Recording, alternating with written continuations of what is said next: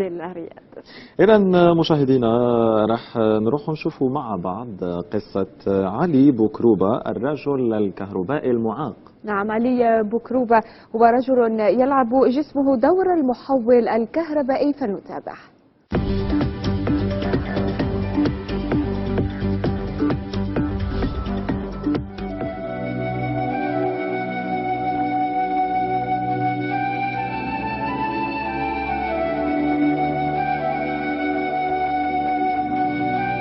على طول 250 كيلومترا من الجزائر حطينا الرحال بلؤلؤة البحر الأبيض المتوسط. إنها مدينة تنس الساحلية بولاية شلف.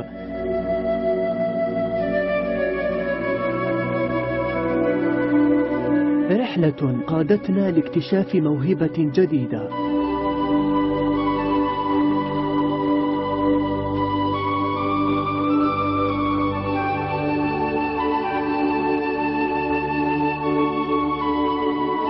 علي بوكروبة يعاني من إعاقة لم تمنعه من تكريس 20 سنة من حياته في مجال الكهرباء، حتى استطاع أن يصنع لنفسه لقب الرجل الكهربائي أو كما يسمونه، وهو يسعى بذلك للدخول إلى موسوعة جينيس للأرقام القياسية.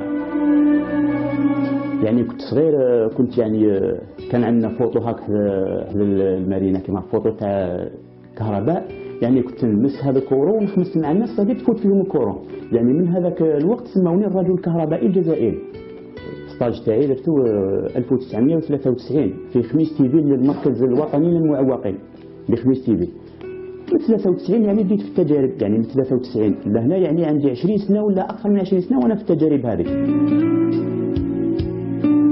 التجارب المتعددة التي يجريها الرجل مكنته من أن يعطي لجسمه دور المحول الكهربائي، حيث تمر الكهرباء على جسمه بطاقة 220 فولت.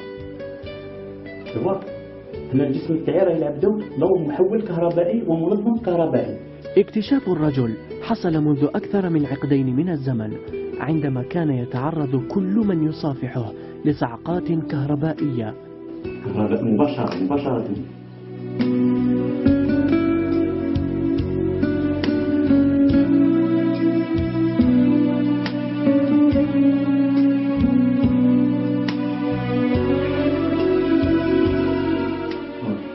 وهذه العملية يعني اللي سموني الرجل الكهربائي الجزائري.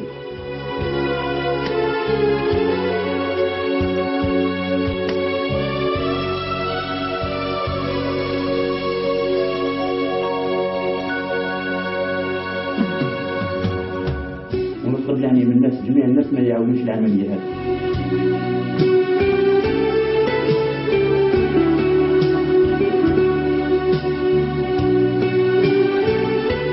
هذا خويا من صغره قبل ما نرحلوا لهنا كنا في حي اخر، كانت عنده هوايه تاع الالكترونيك وتاع الكهرباء وكاع. كنا كي نقعدوا نجمعوا معاه في الحي، كان كاين حدانا عمود كهربائي يحط يده على العمود الكهربائي ويصافح الناس، جميع اللي صافحوا تضربوا الكهرباء. اذا هو فيما كان يقول لنا باللي انا نفوت كهرباء ما امناش. اذا حتى جات هذه المرحله التاليه اللي بين لنا المهارات تاعو. هو عنده في الدبلوم في الالكترونيك بصح لا يمتهن اي مهنه. كان يخدم الناس في المرحله الاولى ومن بعد حبس، كان يخدم لي تلفزيون لي بوست وكاع، من بعد حبس ماهوش يخدم دروك.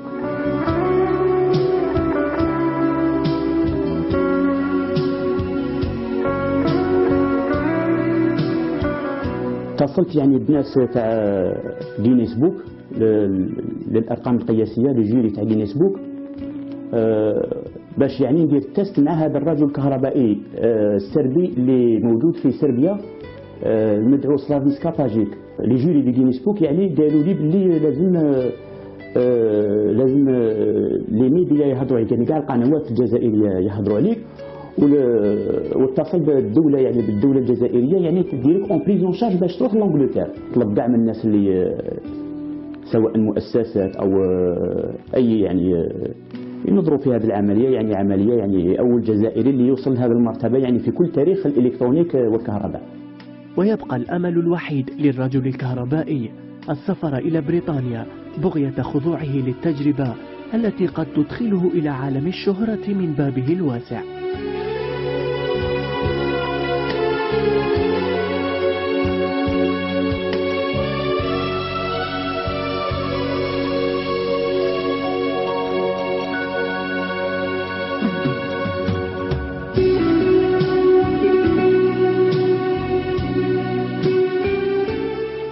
لازم نلقبوه بالرجل الخارق. نعم، لو يقول لك خمسي معاه تقبلي؟ راح تفكري. لا أشك في هذا.